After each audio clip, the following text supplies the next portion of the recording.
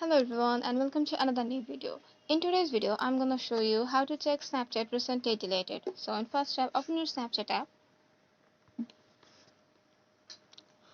And here you can delete any chat, video or photos that you have received, and right now you just want to recover it. So all you need to do, you just need to tap on your profile and tap on that gear icon to access your settings and scroll a little bit down to find your My Data option.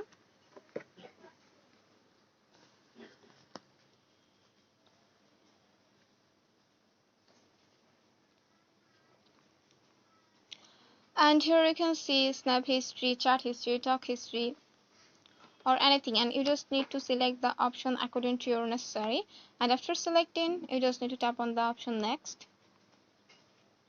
and you can always select a data range that we're going to be downloaded last week, last month or last year. So after selecting the data range, you just need to select the option submit. So here you can see Snapchat is already creating a copy of files that are going to be downloaded. So after the process is done, they will send you an email and you just need to download your data from here, and we will just recover any photos or videos of chat that you have deleted. So that's it. Hope this video may helpful to you. If you have any questions, let me know in the comment sections, and thank you for watching this video.